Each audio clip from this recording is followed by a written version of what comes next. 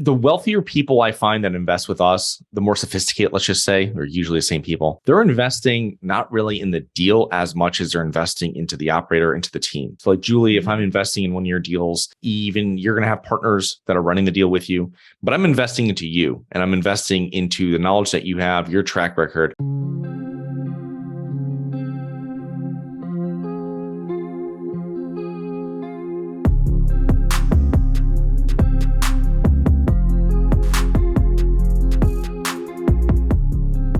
Welcome to the Conscious Investor. Let's get started.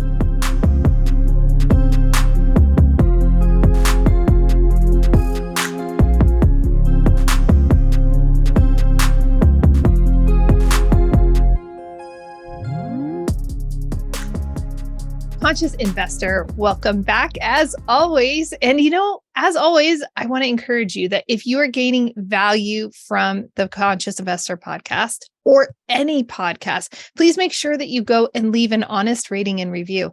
I really don't know that I think you might underestimate the power of what your reviews do. And they just not only help the podcast reach other people, but they really just, they're like Christmas gifts. They're like birthday gifts. It's like, I'll pick up my phone and I'll, be scrolling through, and recently we reached 112 reviews, and that's so exciting. And every time it's like, and those words just absolutely fuel my heart.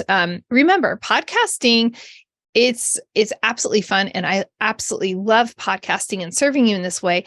But podcasting is an investment. It's one of the few things where it requires everything from your resource tool shed, your time, your energy, your talent, and your money. All of it gets pulled into podcasting. So your support is always, always grateful.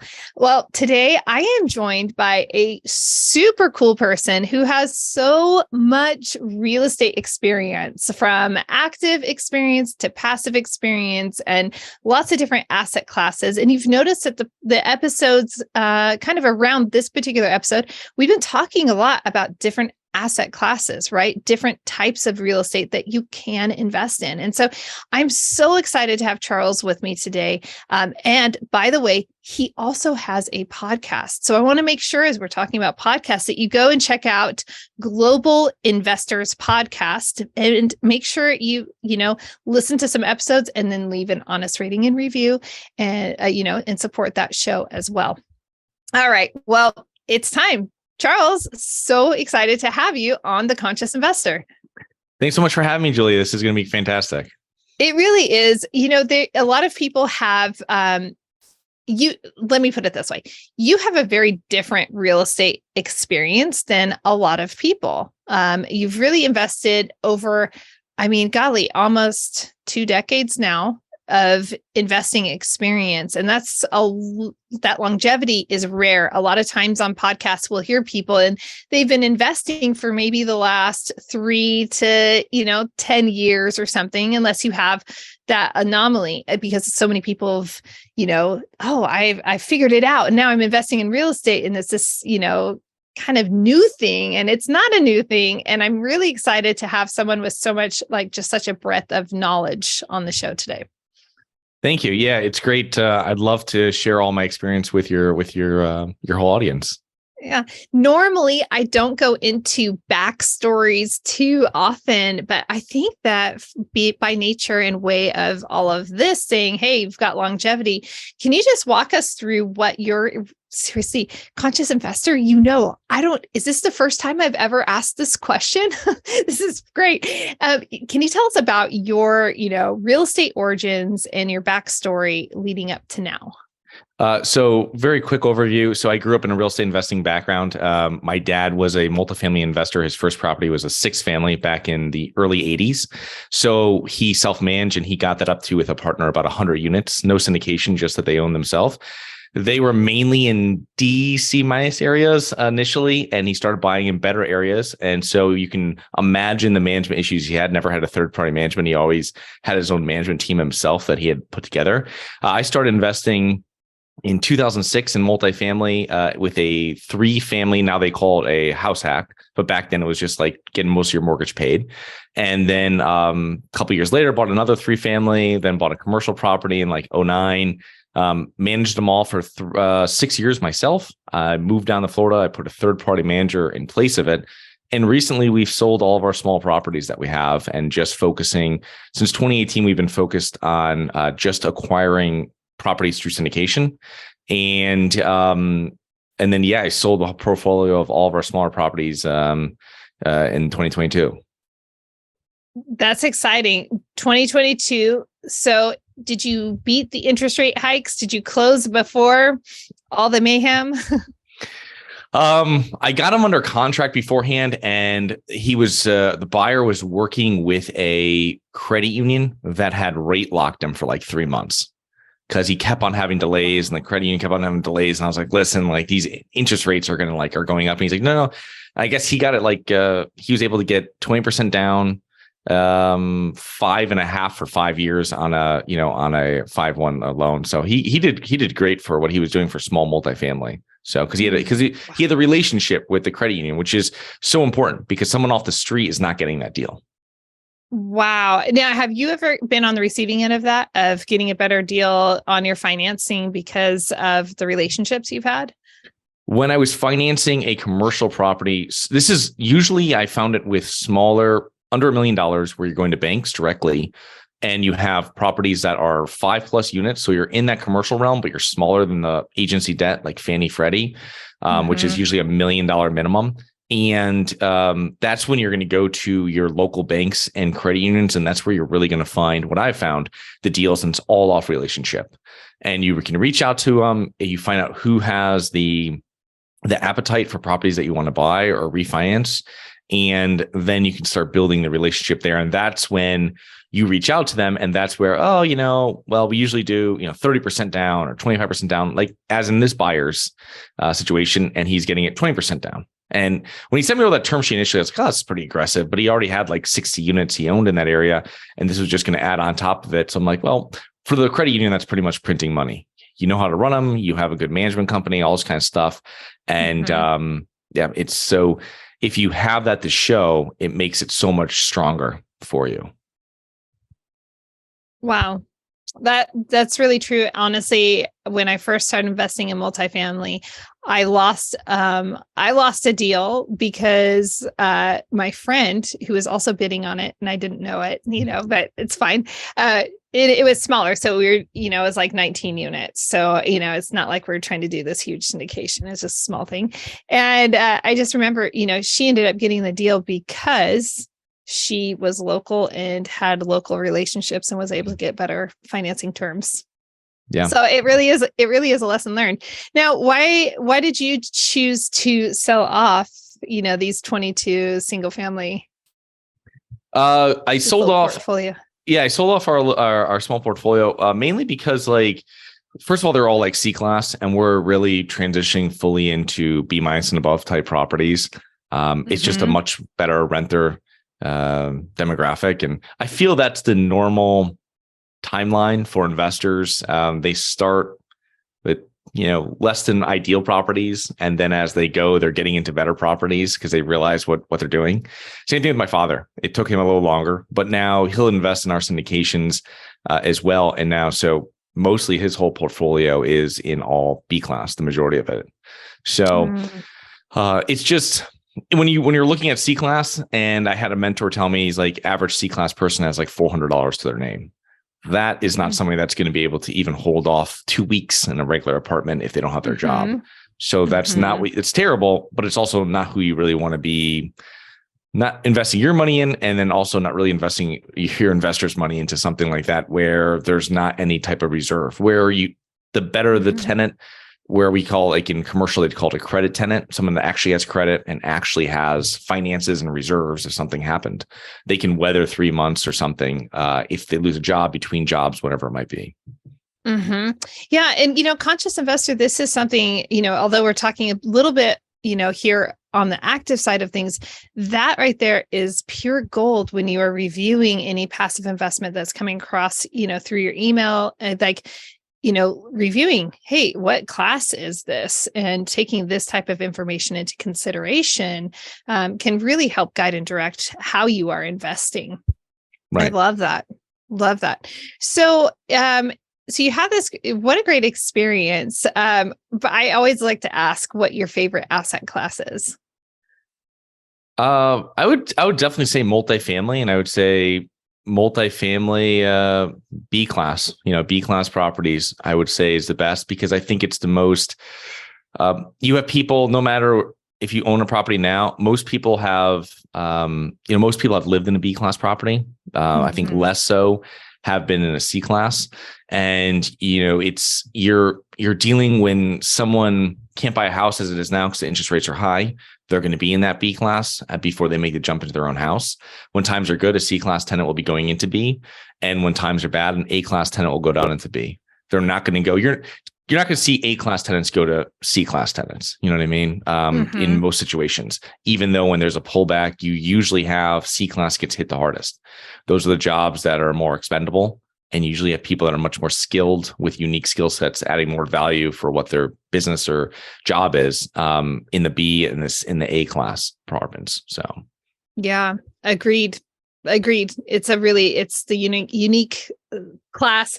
And I probably don't have it sitting on my desk. The 80-20 principle applies to this. Fantastic book. Yeah. And so Conscious Investor, pick up Perry Marshall's. There are lots of books on the 80-20 principle, but if you pick up Perry Marshall's, it's really, it just, you start seeing it everywhere in life and it's powerful. But this is one of those times where you want those laws of averages on your side because you're investing and you want it to work out abundantly well. I love that. So let me ask you I want to talk about your passive investing experience as well. But before we do, you have such a unique background, similar to mine, although my family wasn't investing. I was raised around residential real estate. And so that was just something that was normal. And the word terms and the conversations and everything were normal. You were essentially raised around a father who's investing in multifamily and investing in real estate. How do you think that has shaped your perspectives, your views, and your journey? I saw it firsthand because it was, I'm originally from a small town in central Connecticut, and we were investing my dad invested into one city mainly in Connecticut that was probably 20 minutes away. And it was a lower middle class area. And it was, when he was there, he was very specialized in that market. And then I also saw that, he knew everything. When I was in that market buying at that same years later, it would be the same thing. You see something come up for sale or someone put something up on Craigslist, you would know really like the street, and you're like, oh, that looks like this area of the city. And it's so powerful. And then when you're calling like the city and people like know I have the same name as my dad. So you're calling and they're like, oh, how you doing, Charlie? No, this is Charles. Charlie is in Florida. You know what I mean? But it's some of those things is that it shows you that, just niching down into what you know was very powerful. And then keeping your properties close to each other when you're self-managing them, especially that they're smaller. When you have 6s and 12 units, you can't have them spread out to make it worthwhile. It has to be close. The closer, the better. It's easier to sell too when you're selling. Like when we sold in Connecticut, all of our properties, my own ones, were less than a half mile from each other. So very easy to manage. And it made it so when you sold it, someone's adding on their portfolio. You're not like, oh, 15 minutes this way, 25 minutes that way, but we keep everything at this one unit, in the basement. It was very close. We would walk between them during snowstorms. So it's something that, that was very powerful. And then knowing that, the freedom that I saw my dad have, was very powerful too. Cause you come to your lacrosse game, every game, and you'd have other people that were attorneys or doctors, their parents were, they'd show up here and there. You know what I mean? If you had a later game or a Saturday game, you might have one of those professional parents there. But you saw, and you never really picked this up when you're in high school and stuff. You look at it years later, but it's something I saw how powerful it is. We'd go away, we'd go on a road trip for a month, stuff like this. And it was like, most people will never be able to do that. And I saw that with my dad, and it was like how powerful it was. And then kind of how the whole business of the main thing was residual income, which I think the main thing is, even though you are working and you're still if you're still active investing, even if you have a property manager, or if you have a property management team, whatever you want to call it, that's managing, you're still active on it. But the main thing I think is that's not really too much, never really scared me. It was really like, it's nice you wake up Monday and it's not like, okay, now I have to do all this to pay bills on Friday. It's like you already have some sort of base coming in. And that makes it a lot, just like for your listeners that have jobs and they're passively investing on the side. Now this gives you another income stream that if anything ever got disrupted at your main source of income, you have something else that you can rely on. And that's the most powerful thing, especially myself being an entrepreneur. I mean, you eat what you kill, right? Hey, I live in North Idaho. That's a legit sentiment right there. Oh, that's really powerful. And, when you're talking about multiple income streams, I mean, that's really critical that we have those multiple income streams. There was another guest that was on, and she was talking about when her husband got laid off, and I feel horrible that I'm not remembering exactly who it was to send you to that episode, Conscious Investor. But you know what? Just go back through, listen to past episodes, because it's not the only time, but layoffs do happen and life happens. And so just being able to be prepared to pivot and having that little buffer coming in from another income stream, especially if it's passive income where you're not having to do the heavy lifting and you're not having to figure out the deal. You just, like sourcing the deal and financing the deal, you're able to just get in the deal and enjoy all the upside, the benefits of it. Right. Definitely.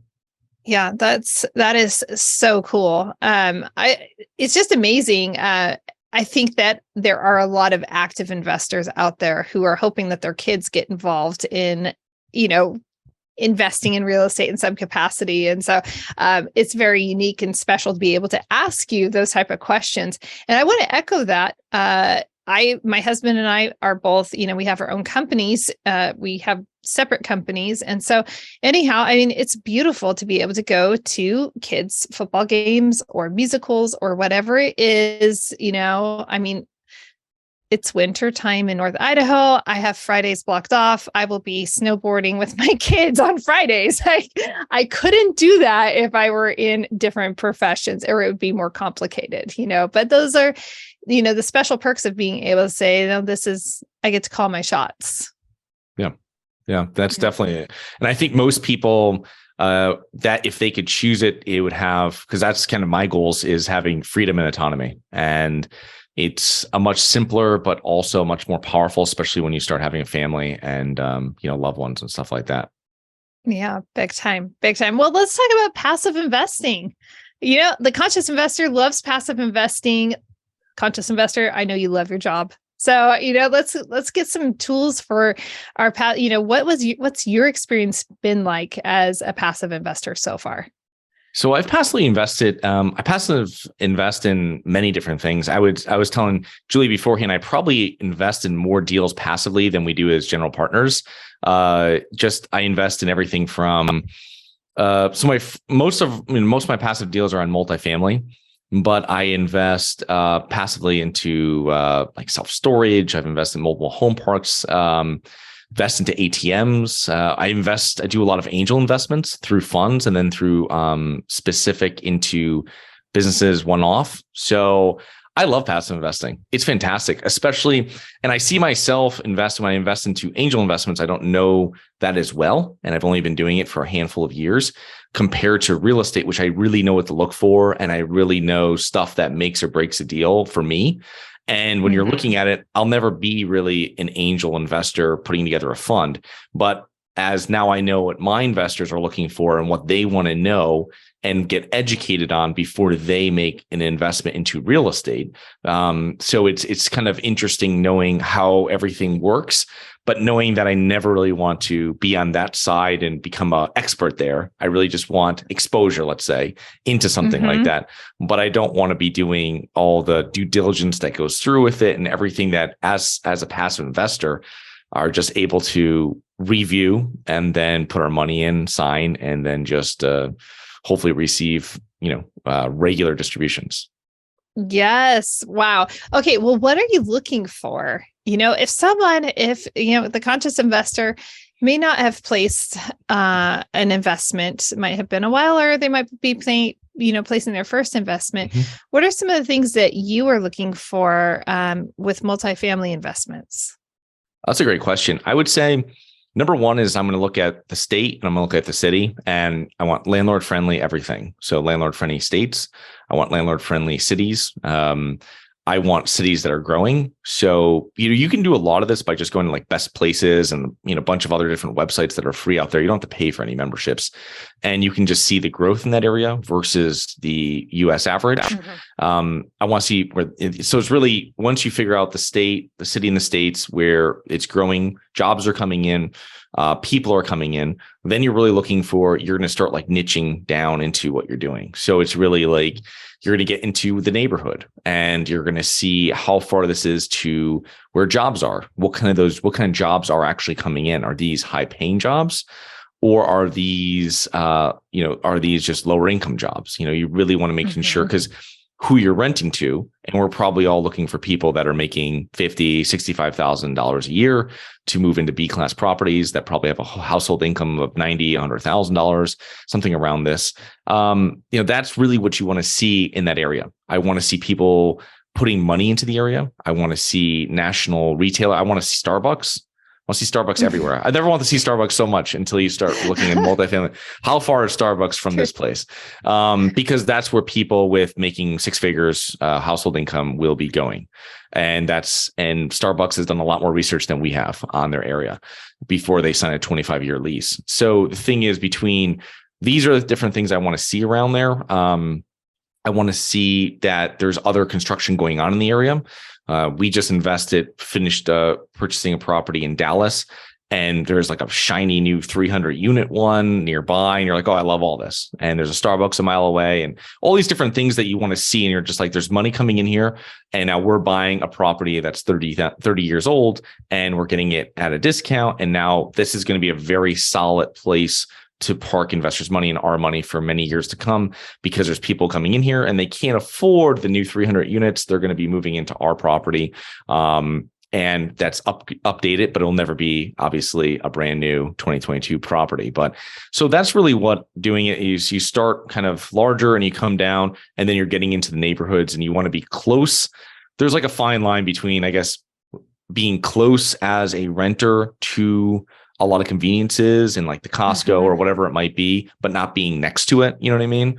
So you might, and then restaurants as well. You don't want to be on the main road. You kind of want to be a couple streets away from it, so it's a little quieter. But I want to be able to like walk to my, grocery store. All these new things that renters now that are now looking more for conveniences, because that's why they're not buying a house. They want more of a convenience. They want less responsibility when it comes to their home situation. And I think that when you start looking through those eyes, that's where you see something and you're like, oh, this is fantastic. And then seeing people moving in, you want to get that mix of units too. So you want to get a lot of 2 bedrooms in the properties. I want to get some 3 bedrooms in there and 1 bedrooms as well. But you really want to have a real nice mix, because I feel the bigger the apartment, the longer you're going to keep your tenants. What I have found over the years of myself renting apartments actively through syndications or directly with my own properties. Nice. I'm a fan of 2-2s. That's like my favorite. If I can have a bunch of 2-2s and the 3-2s, there's a time of I kind of go. I'm on the fence on the whole 3, the standard that attracts maybe a larger group of people to it. Kind of like the wear and tear of gentleness of a 2-2. How do I put that in a nice way? No, those are all like really powerful considerations. And conscious investor, these are things that you should do. You should look for as you're reviewing a deal. And oftentimes I haven't had a deal and I haven't participated in an offering where we don't already provide a substantial amount of this information, to the investors. But it's always part of your due diligence to just seriously, I mean, like your kids could be watching a show. You could sit there on your phone or on your computer for 10 minutes and, go to bestplaces.com. And, I would always encourage people to go to Spot Crime as well. I'm sure there are other resources, but I learned this I didn't learn it the hard way.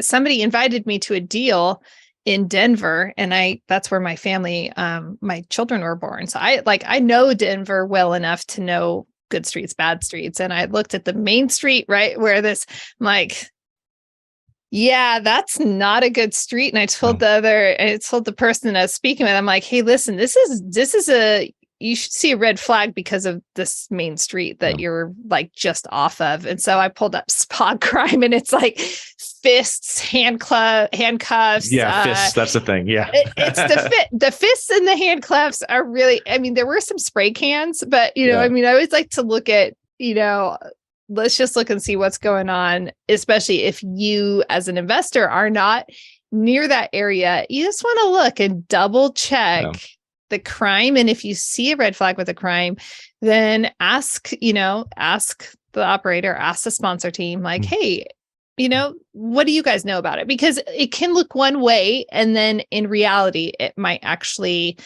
feel and live out a different way. Like I am aware of that. In this case, I'm like, no, that just confirmed everything I already knew about that area. Yeah.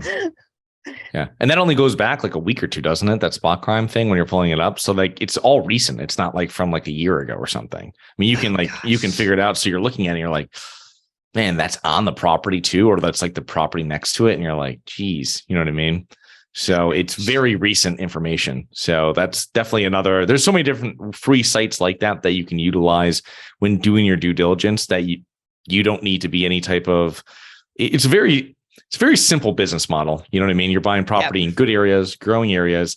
You have to know that you want to get a mix of appreciation and cash flow. You have to pay for those properties in these areas because there's going to be tons of other people that want to buy them, and they should be there. That means it's good because when you want to sell it, there's going to be a lot of people that want to buy it. There's a reason why you're the only, bidder on some property in a stagnant market somewhere that no one wants. So, you have to make sure you have to sell it again too. So you want to make sure that there's that demand, and then you can look up all these different stats. And you can put it up just on Google Maps, and you see these big things, and they're not parking lots. Those are commercial building roofs. And those are stuff that you probably don't want a whole bunch of that near you, and stuff like that you can really zero in on and see. And it's really powerful. And neighborhoods all over the United States change by block, no matter how nice or how bad. It changes, goes from a $800 a month place to a $2,800 a month place pretty quickly in most areas of the United States, especially in gentrifying areas with qualified opportunity zones and all this new stuff that's coming in that we didn't have many years back. And it goes even quicker these days. This is a very valuable information. Now, let's just go back to passive investors reviewing an opportunity, to invest in somebody's syndication. Let's talk about the financing terms, since that really is maybe more complicated for some passive investors. So what would you suggest? What do you look for, and what do you recommend people look for? Well, it depends on most passive investments. I guess what we're talking mainly value add. We're thinking something that's going to be a 5-year hold, probably a little less, but might go to a 7-year hold. So you really want to make sure, for debt wise, if they're buying it on a bridge or something like this, you want to make sure that there's a rate cap involved with that. You want to make sure that you're with the financing, or if they're getting some sort of Freddie or Fannie and it's a adjustable rate mortgage, then maybe there's 3 years that are fixed or 2 years that are fixed. However it works with that rate cap, you just want to make sure that you're going to be protected on that, and you're not going to see rates that are going up. I think on a rate cap we had, it went up like 1.5%, then the rate cap kicked in. And then you just have to know, okay, is now you raised paying for the first rate cap, but in 2 years, when that expires, do you have funds for the next rate cap that's going to be, another $150,000? And these are, that usually most good operators will mention that they have that in reserves, and that's really important. And so knowing about the financing portion, and then also loan to value. I mean, year or 2 years ago, you could get loan to value. There were some people that would push it in the high 80s, and that's very risky. I would say high 70s, low 70s, high 70s, probably a max. And then we just did one, and I think it was 67% loan to value, 67% loan to value. So we are getting much more conservative. We actually had Freddie Mac on that. So it's actually not a bridge. It was actually, we were putting down a lot more money on that property, but it's much safer that way. And getting into not really knowing what 2023 is going to hold, you really want to just be careful with everything that goes on. But knowing the financing, I think, is super important. And I think investors will skip over that because they don't really understand it. But one last thing I want to talk about, because people are like, oh, bridges, you'll hear on other people and they're like, bridge financing is too risky, never do it. I understand that. But the thing though is that that's what the rate cap is for, and making sure that your property is going to cash flow when that rate cap has been activated after it goes over, that index goes over a certain rate. But the other thing too is that the plus with the bridge is that there's no prepayment penalty in most situations. Prepayment penalties are very expensive. So, and it's usually you go to a community bank and you get a 10-year loan. They'll have what's called like a step down most likely. And it's like, it goes like 5.5, 4.4, 3.3, 2.2, 1.1. So it means like the first 2 years, you're paying a 5% prepayment penalty. Then you're paying 4, then you're paying 3. And then the last 2 years, you're paying 1. So the thing though is that you're really married to financing. It's not like you're refinancing your single family house, and you can refinance as much as you want pretty much you just pay the closing costs. And there's no prepayment penalty in there. So it's just, you have to understand that if you're doing something and you're like, listen, this is going to be a 3-year hold. Well, that's why we're not getting fixed debt that we're going to pay millions of dollars in penalties at the end of it.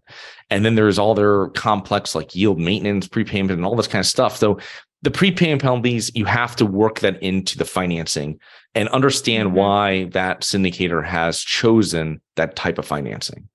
So just don't say, nope, too risky. It moves. I don't like the rate moves. I know what happened in 2008, 2007. Well, that's what the rate caps are for. And in most of these situations, the lenders won't even let you get the loan if you don't have the rate cap. It's required in most of the loan terms. Yep. So that protects you. There's so many things that the loan protects you on. Even when you're buying property just from your local bank, they have to do underwriting on it. Everybody's doing underwriting on it. Your mortgage broker is doing underwriting on it. The bank's doing underwriting on it. I mean, I'm not saying bad properties don't get financed, but I'm saying that there's it's not like you're just going and buying cash and you can buy whatever you want. So that's another very important thing that you have to take in consideration too, is that what's the pushback that you're getting from lenders? What do they want to see? What are the terms in there that are going to get you approved? And then you can ask your syndicator for these documents.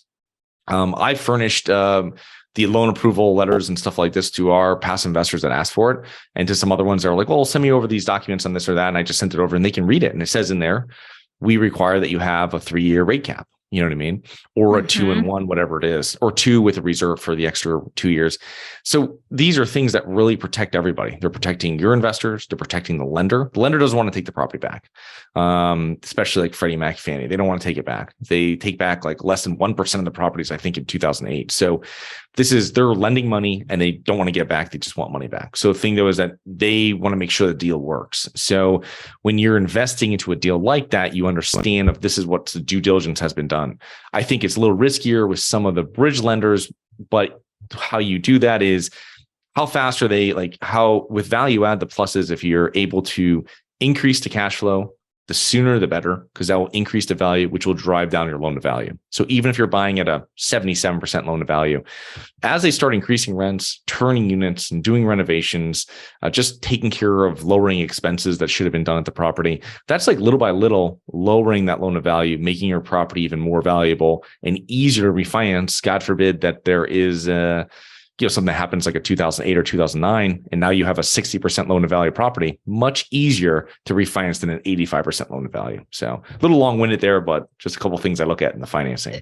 No, that's why I asked that, because I know that this is a strength of yours and you're articulate. And this is an area where I agree. So many passive investors kind of skim over that part and just assume, oh, it's all good. It's fine. And it's absolutely paramount that you have a strong team and that the financing terms are structured correctly.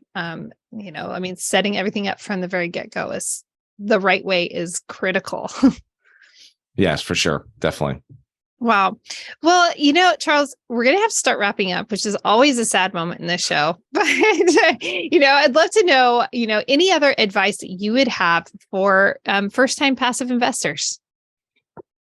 I think the wealthier people I find that invest with us, the more sophisticated, let's just say, are usually the same people.